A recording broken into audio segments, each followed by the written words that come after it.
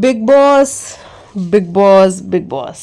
चलिए भाई बात करते हैं आज के एपिसोड की। आज के एपिसोड में क्या कुछ रहा। सबसे पहले बात करते हैं घर का जो मुखिया है वो कौन होगा, यानी कि जो अपना टाइम ऑफ गॉड है वो कौन होगा, ये आज डिसाइड हुआ है। आज बहुत सारी क्लैरिटी मिलेगी कि किसका वोट किसके साइड है ना, कौन किसके साइड है। अच्छा, रजत ने एक अलग टीम बनाई है, वो भी आज सामने आया है कि उसमें कौन कौन लोग हैं। ईशा, अविनाश और एलिस, इनकी जो दोस्ती है उसके बीच में भी कुछ तो खिटपिट चल रही है। और ये ईशा और अविनाश का क्या चल रहा है, ये वाकई में इनके बीच कुछ चल रहा है, कुछ पक रहा है, या फिर ये सिर्फ कैमरास के लिए हो रहा है। ये सब भी देखना बड़ा ही दिलचस्प होगा। तो चलिए बात करते हैं शुरू से। आज का एपिसोड शुरू हुआ जहाँ पे भाई ईशा, एलिस और अविनाश के बीच में कुछ तो प्रॉब्लम हुई थी।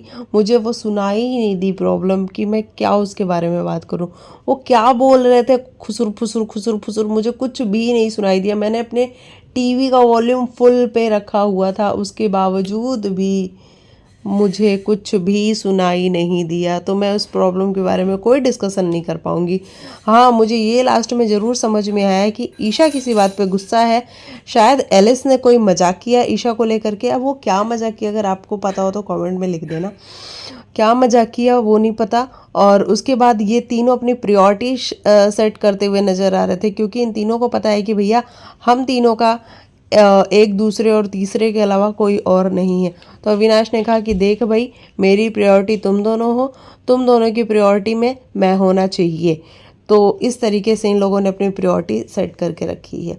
वहीं एक चीज़ हमें और क्लियर होती हुई नज़र आई कि करणवीर और अविनाश, इनके बीच की जो लड़ाई है, इनके बीच की जो फाइट है, वो कहीं ना कहीं अविनाश स्ट्रेच करता हुआ आज नज़र आया।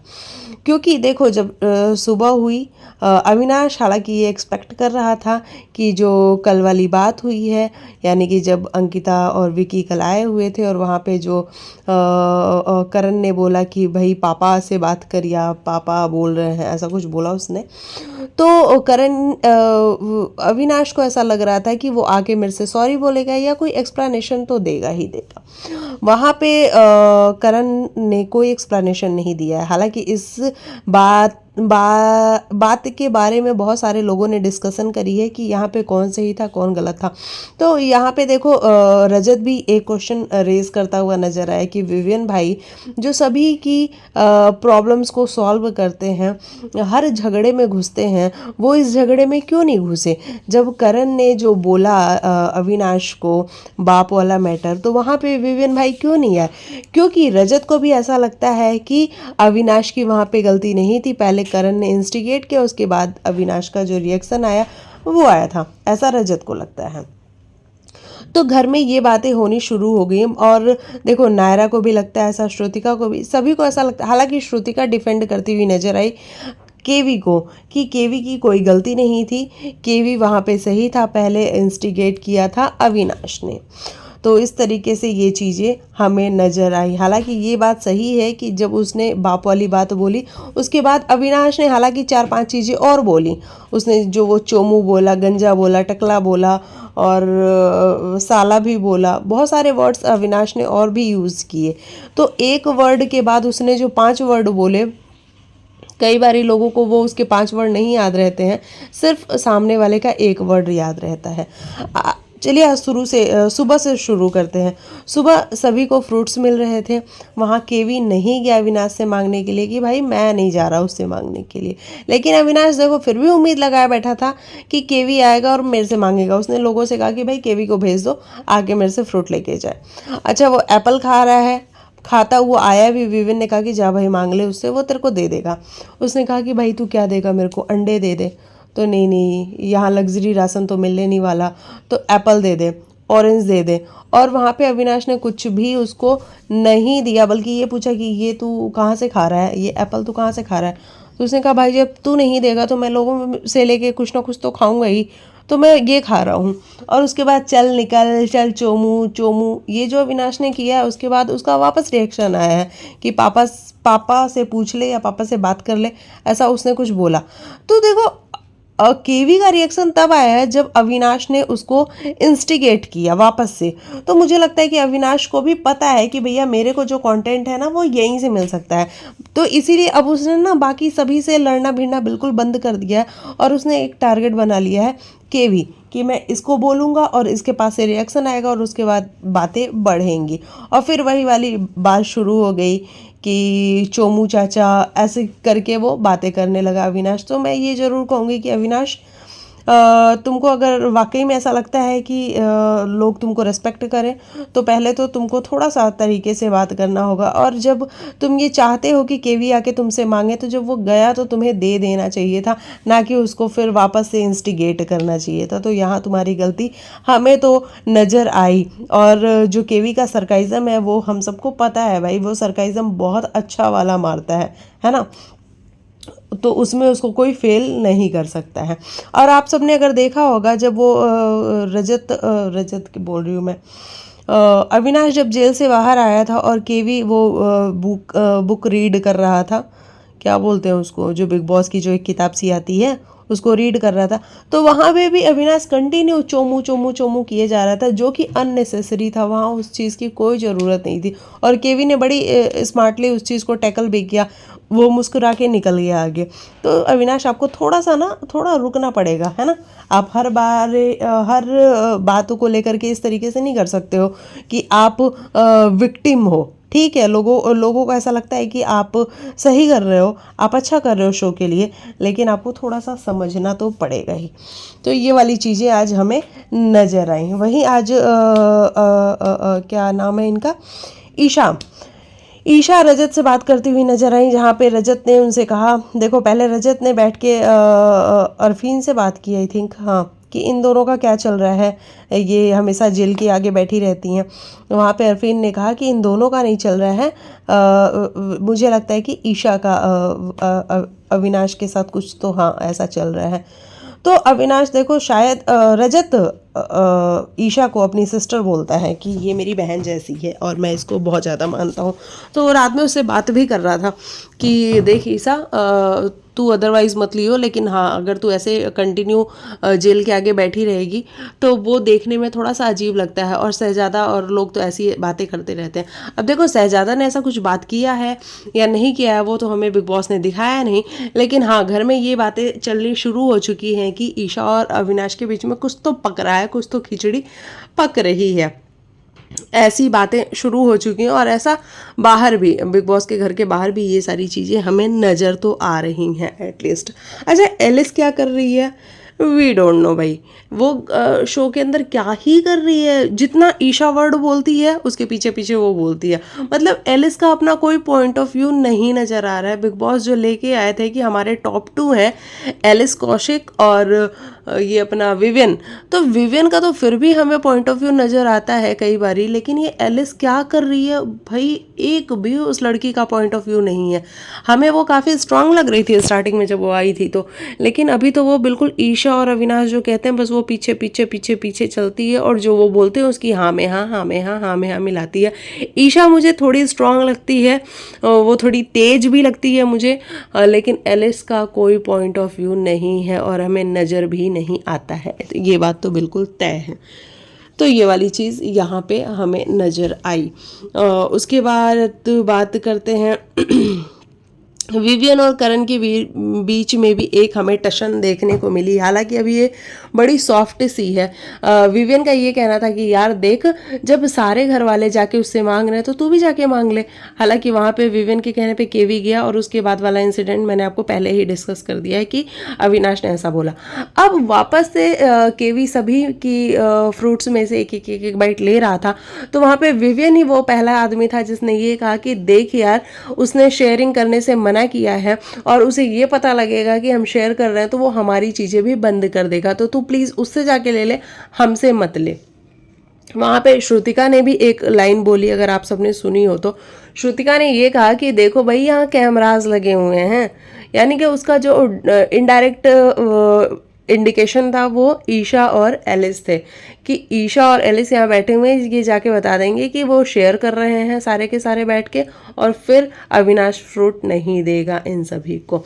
तो ऐसा है। हालांकि केवी ने कहा कि तो भाई तो तू जाके बात कर लेना, तू जाके बोल दे, क्योंकि मैं तो गया था उससे मांगने के लिए, लेकिन उसने मुझे मना कर दिया और बल्कि उल्टी सीधे बातें भी बोली।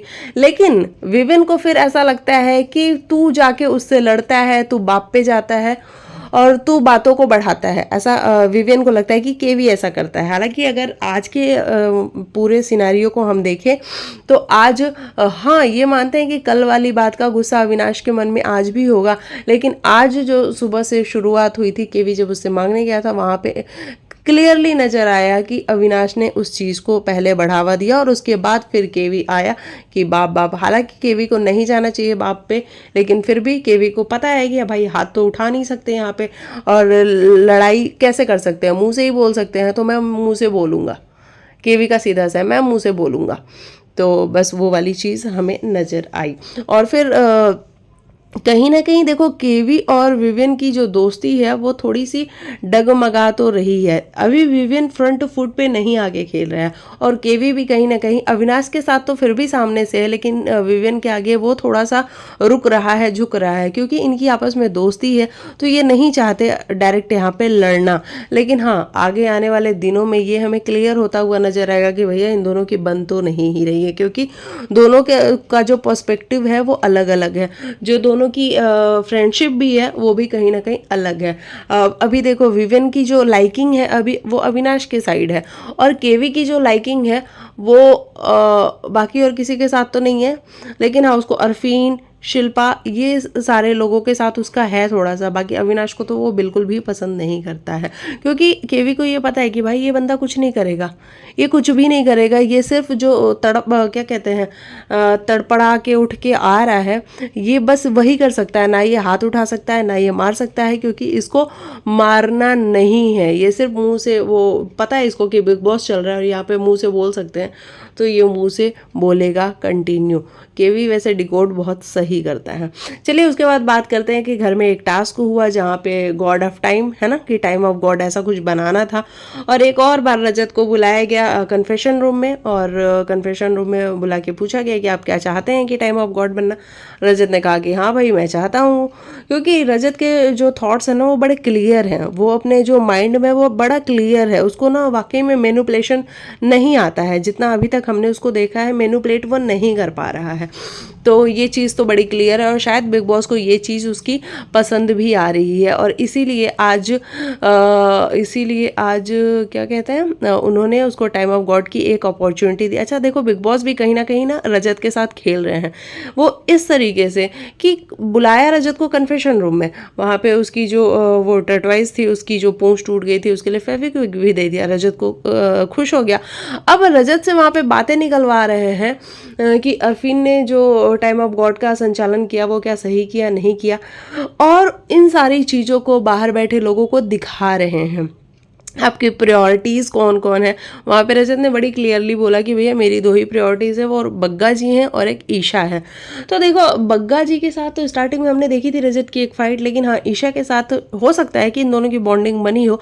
अब ये हमें आगे आने वाले टाइम में ज़्यादा क्लियरली पता चलेगी कि क्या इनकी बॉन्डिंग वाकई में बनी है ईशा और रजत की, क्योंकि आज रजत एक बात करता हुआ नजर आया था जब अविनाश जेल से बाहर आया हुआ था, और वहाँ पे 5-6 लोग बैठे हुए थे, ईशा, एलिस, अविनाश, मुस्कान बैठी हुई थी आई थिंक, और बग्गा और ये अपना रजत, यानी कि 6 लोग बैठे हुए थे। और रजत ने कहा था कि भैया हमारी अपनी तो एक टीम बन चुकी है और हमारी टीम अभी और स्ट्रांग होगी, इसमें 2 लोग और आएंगे।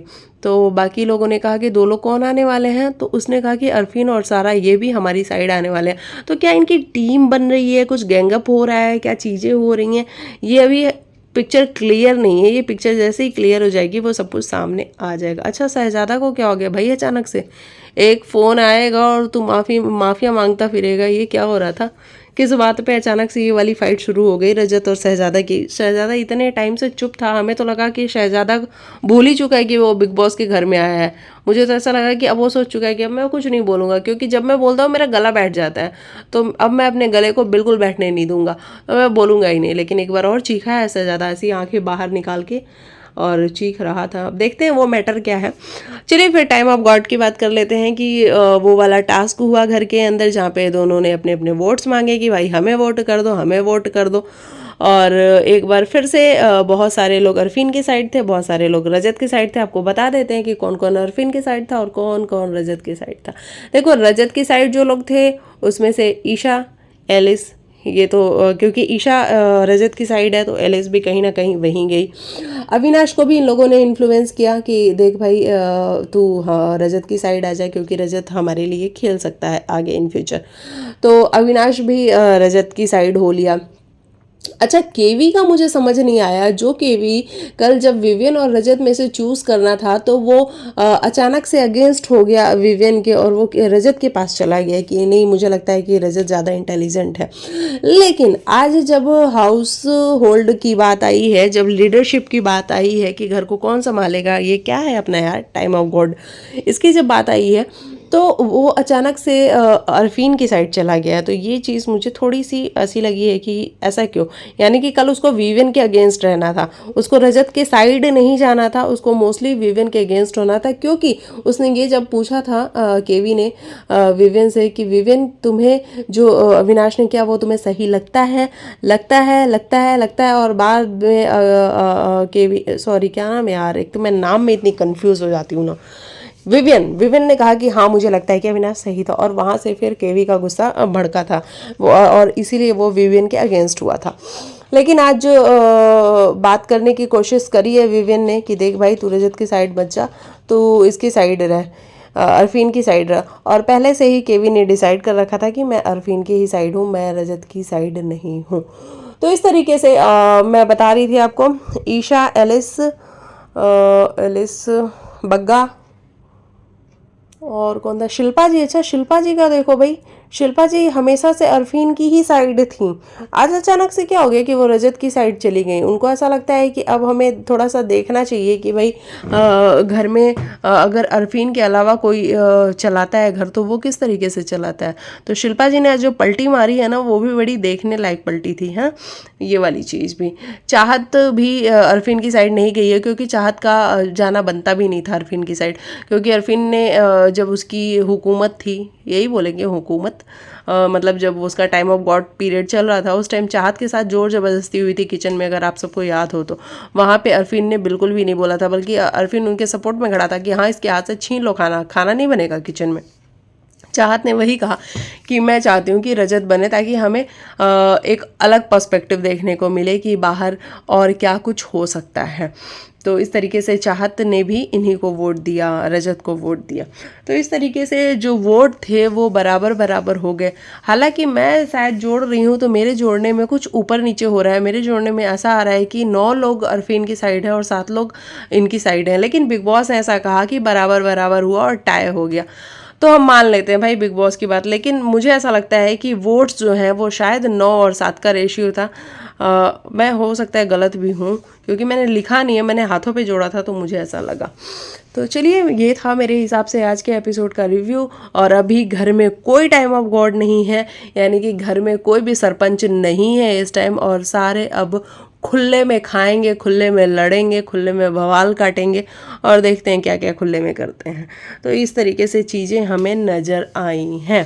बाकी आप लिखेगा आज के एपिसोड का सबसे हाईलाइटिंग पॉइंट आपके लिए क्या था। मैं मिलती हूँ नेक्स्ट वीडियो में, तब तक के लिए बाय बाय, टेक केयर, अपना ख्याल रखो।